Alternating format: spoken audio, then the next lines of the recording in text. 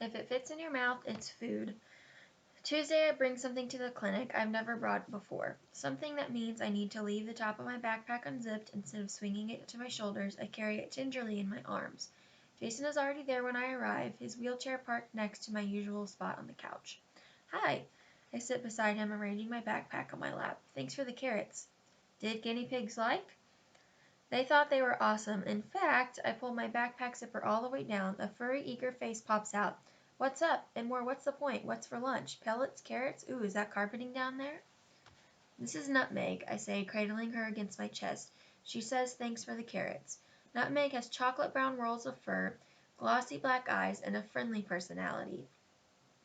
Of my two guinea pigs, I figured she'd be more tolerant of Jason's sudden movements and noises. Jason's mouth hangs slack. Would you like to pet her? I ask. She might squeal, but she doesn't bite. Awesome. Nutmeg walks across Jason's communication book and she sniffs the air and poops on Van. Sorry. I jump to grab a tissue from the box on the receptionist's desk. Nutmeg, what kind of hello is that? Gross hello. I clean Jason's book. You can say that again. Gross hello. Very funny. I reach into the front pockets of my backpack. Speaking of jokes, I made words for you.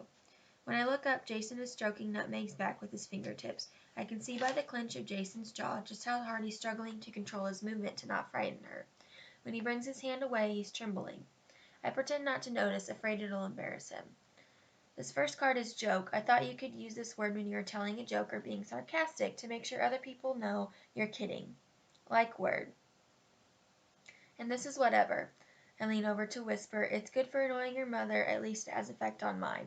I demonstrate swinging my gaze to the ceiling. Whatever. Jason grins. Good job. Whatever. I move Nutmeg over so I can slide the cards word after word in Jason's book. And this is secret. I thought sometimes we might want to talk without everyone hearing us. When one of us taps secret, we'll switch to using your cards only. Want to try it? Yes. I look around for something to talk about. Out the window, a man hurries across the parking lot, his beagle on a leash. Do you see that guy? I ask, pointing. Let's imagine who he is. The man dashes past the windows. The beagle trots beside him, head down, sniffing. Jason taps. Late for dog show. I give Jason a thumbs up. Good job. My turn. Imagine the man and his dog as a perfect spy team, too ordinary to be noticed. But Jason doesn't have spy or secret agent, or even mysterious. Jason is searching Jason's book. Man is a secret is the best I can do. I was imagining he was a secret agent team, I say. Maybe we can talk about music instead. Yes. I pull my CD player from my front pocket of my backpack. This is my favorite CD. Putting the headphones over Jason's ear isn't as awkward as the last time, but I still fight the urge to shiver as his hair brushes my fingers with the back of my hands. Who? Music. I check his book, but of course there's no card. It's... Jason taps secret. I clamp my hand over my mouth. Don't speak. Catherine, make word. Who? I don't have a blank card, so I remove goodbye from Jason's book and draw on the back. It's not a great picture of Avril Lavigne, but I'm in a hurry. I don't bother to slide it in Jason's book, just lay the card on top. It's a temporary word, and he'll need goodbye more. Jason studies the picture, headphones on, music playing. Avril Lavigne, stupid. What? I startle Nutmeg and is skittering across Jason's book. Jason grins. Joke.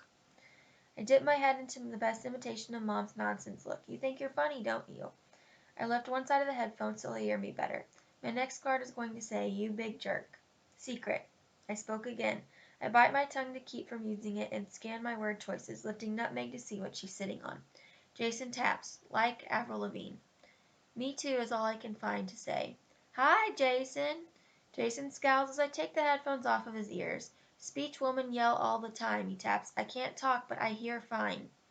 Hi, Jason, his therapist repeats louder. How's his day been going? She asks his mother. Jason's hand moves. Loud day.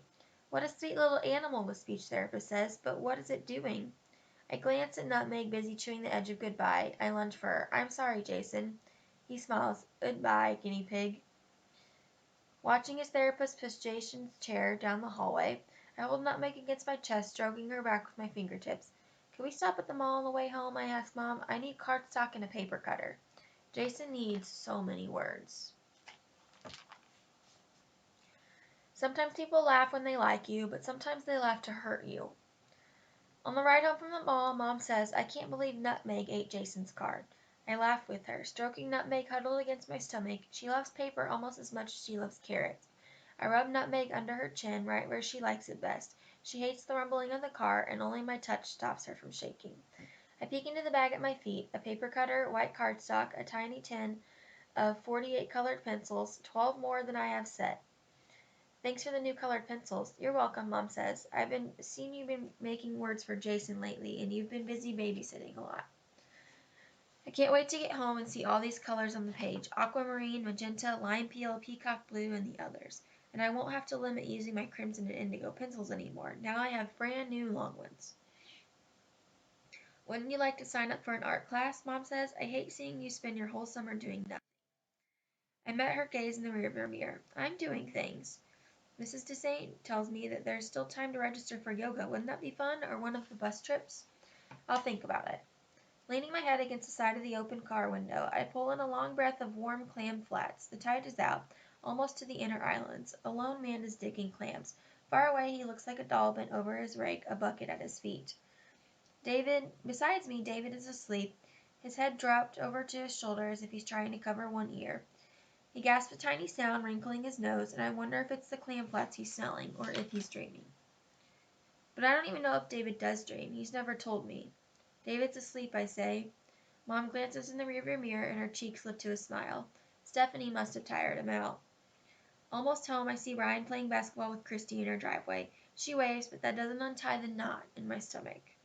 David wakes, stretching his long legs as he can, still wearing a seatbelt. Christy sets down the basketball and comes towards my yard, Ryan following. David, I say, go inside with... Too late. Seatbelt undone. He's already out of the car, running to meet Christy and Ryan. I'll take Nutmeg and your things, Mom says. Send David in if you go next door. But, Mom... He doesn't have any friends, not like you have. She looks at me over her glasses. Surely you can let David stay for a few minutes. I'm torn between all losing choices. David will scream if I make him go inside now. Mom will think I'm selfish if I beg her to take him in with her. And then there's Ryan. I cross my arms and pick the one maybe choice. Maybe Ryan doesn't want to look bad in front of Christy any more than I do. I'll be in my office, Mom says. Ryan leans against our fence and blows a bubble with his gum. Gum? David might not notice a lot of things, but gum is something he never misses. Yeah, it's gum. Ryan pulls a piece from the pack in his hand and gives it to Christy, and he throws another at me. My hand shoots up to catch the gum before I can even decide if I want it. Can I have a turn? David asks Ryan. I've been waiting for you to come home. Christy unwraps her gum. I went to OT with David. I dropped the gum in my shorts pocket. Then I had to stop at the mall. Can I have a turn? David asks again. If someone is holding something you want, ask if you can have a turn. That's the rule. What's OT? Christy asks. I don't want to explain, but both Christy and Ryan are watching me. Occupational therapy. David works on riding, jumping, and stuff like that. Ryan turns to David. You can't jump? If we were at the bus stop, I'd already be yelling, but Christy's forehead is creased in concern. Of course he can. Jump, Ryan says. David jumps up and down. Stop it, I tell him. Up and down, David jumps, staring at the pack of gum in Ryan's hand. Up and down. Stop. I grab David's arm, but he won't stop jumping. He lands hard on my foot as I'm reaching into my pocket, fumbling for my piece of gum. Ryan, give him some gum, Christy says. It's a miracle. Ryan holds a piece of gum out to David. You're cured. When David opens the wrapper, there's nothing inside. He headbutts his face into my shirt. It's gone. You jerk, I scream at Ryan so loud. David bursts into tears. Get out of my yard and take your stupid gum with you. It was a joke. Ryan pulls another piece of gum from his pack, but David had his arms wrapped around me so tight he can't take it. He can have mine, I snap. We should go, Chris, Ryan says. I have to get home. I'm sorry, Catherine, Christy says, her face white. I'll call you, okay? Okay. I pulled David up on our porch steps and into the house, not stopping until the front door bangs closed behind me. Mom! Through the window, I watch Ryan gesturing like he's explaining something, probably telling Christy all the bad things I've ever said to him and leaving out all of the reasons why. Christy nods, and that tiny yes bleeds out the fight in me. Gum? David asks.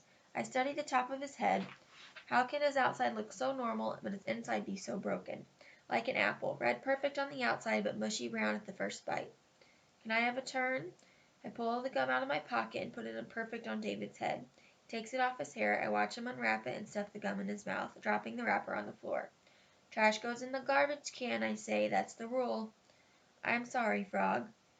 I turn away, but David's hand is holding the wrapping paper comes into my view. I'm sorry, Frog, he says, panic edging in his voice.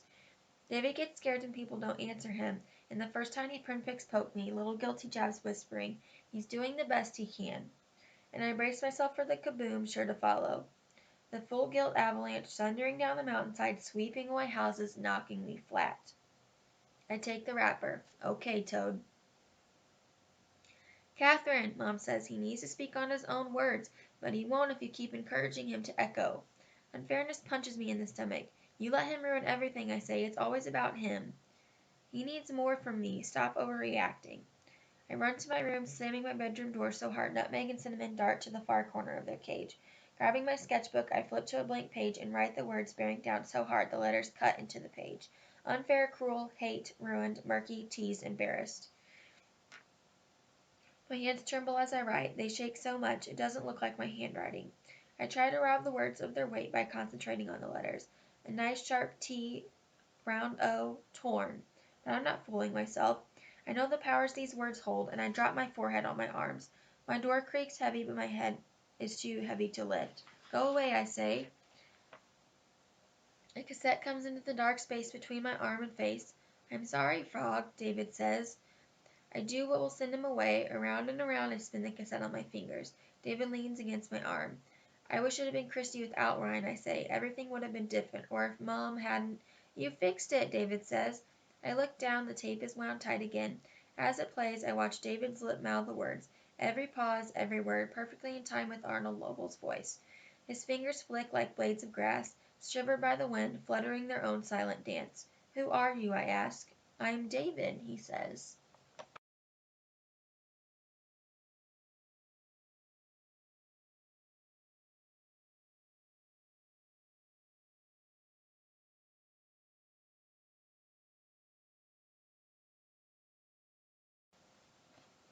Open closet doors carefully, sometimes things fall out. As Mom reads, I sketch the scene. Harry sneaking down the hallway on a midnight search. I practice drawing perspective, angling the lines of the corridor narrower with each door to pass. I imagine David turning doorknobs, needing to know what's on the other side, not even realizing the holes are squeezing in, tighter and tighter the farther he walks. I flip my page to save him. Beside me, my word cards sit upside down on the waiting room couch, a tiny white pile. At home I felt ready to share these words, but what if Jason tells me I'm being too selfish to feel bad for me when David, and he, has it worse? And how much for shipping? The receptionist asks on the phone. Is there any discount if we buy 2 boxes? I yank the zipper open on my backpack to find a blank card. Maybe I have time to make new words before Jason gets here. It does seem a lot for 1 box of hearing aid batteries, the receptionist says. I lay a card on my sketchbook, but before I can choose a word, Carol rushes through the clinic door with her baby on her hip. And there was such a line of traffic on the bridge, she says over Jason's head to Mrs. Morehouse behind her. Figures they'd have to raise it for a ship on the day I'm already late. Excuse. I write the word as quick as I can. That's always the way, isn't it? Mrs. Morehouse pushes Jason's chair across the carpet toward me, and Mom picks up her bookmark, leaving Harry still searching in the hallway. Jason smiles, his curling hair along his forehead, above his ears, no longer dangling past his eyebrow. Your haircut looks good. I slide my word pile under my leg. Too short, he nods, the card in my lap. What word? I frown, sliding excuse into an empty pocket of his communication book. With no picture, the card looks rushed and cheap. My fingers itch to pull it out again. I'm sorry, I say. The rest of the words I brought aren't good words. Want bad words. Not that kind of bad, I say, a grin sneaking out. I mean, I was upset when I wrote them. Maybe I can make double for next week. He shakes his head. Want those words. I glance to Mom, but she doesn't look up from her magazine. And how soon can I expect a delivery? The receptionist asked into the phone. Maine. Jason stares at me, touching an empty pocket in his book, his finger tapping the soft drum beat. I pull a card from under my leg, not even looking at what it is. I reach across and slide it into the word pocket of Jason's communication book. Murky. What's drawing murky? What did I draw for murky, I ask? He nods. I wrote that word for a feeling, I say, but a feeling isn't always drawable, so I drew a pond where I go swimming. There's a raft, and we dared each other to jump off and touch the bottom. You have to go way down and where the water gets ice cold, but the worst part is when you touch. The bottom's all squishy with old pine needles and mud that sucks your feet down, right to your ankles. But then you're almost out of air and you start thinking, maybe this time the mud won't let you go and you won't make it back up. But the rule is that you have to bring back a handful of that murky stuff all the way from the bottom to prove that you made it. I expect disgust on Jason's face, but I see something else. Wishing. Is fun? I nod. Coming up makes it worth it. He sighs, and I'll realize he'll never feel the thrill of breaking the surface, fist raised, mud dripping down his wrist. How can someone live a whole life and never feel that? You said you write murky for feeling, Jason taps. What happened? I reach down to the fingerword cards beside me. You know Christy, my new neighbor I told you about? On Tuesday she came over, which would have been great, except Ryan came with her. He's the boy I can't stand. David wanted some of Ryan's gum, but Ryan teased him and everything was ruined. And the worst part, I whisper so Mom can't overhear, David thinks Ryan's his friend. He doesn't understand that Ryan is only making fun of him. I add the words fast. Cruel, teased, embarrassed. And I get stuck making it better when it all goes wrong. Hate, unfair. Beside me, little yellow-white sand clings to the wheel of Jason's wheelchair. I wipe them away a few at a time and watch them disappear, too tiny to see them fall. So I felt like that. I touched murky, stuck at the bottom of the pond, only this time the mud wasn't letting go. Sometimes Jason hesitates, his fingers held an Arrowverse book. I wish die. Don't say that. Mrs. Morehouse startles. What's wrong? I look from Jason's finger on secret to Mrs. Morehouse sitting forward in her chair. He just surprised me, that's all. I flip through the pages to find words. I would miss you. Jason smiles. But why? Wish die. He shrugs. No word, frustrating most. I roll one last sand grain perfect and sharp between my finger and thumb. I am, he turns the page in his book and points to incomplete. No, you're not, but I know what you mean. Sometimes I don't feel whole either. I find an empty pocket for torn. I feel like I'm ripping in half. One half I want to run away and be a regular person with my friends, but the other half is scared to leave David because he can't make it on his own. Make word, please. I open my backpack and reach for a blank card. What do you need? Leg go very fast. Run? He nods, and I scribble the letters, leaning forward across the top of the card. Jason taps. Sometimes asleep, I dream I can run. Really? He nods. How does it feel to run? Strong. I struggle for the right word, and fast in a weird way. Weightless. Like if you could go fast enough, you'd fly. It's amazing, feeling free. I squeeze my toes, imagining the slap of my sneakers on the sidewalk. Is that how it feels in your dreams? No. He looks away from me, his lip pressed together. How can I bring these words to comfort myself when they put that hurt in his face? I could push you around the parking lot really fast, I joke. That'd be close to running. Jason taps okay. My smile freezes. Okay? Sure, why not?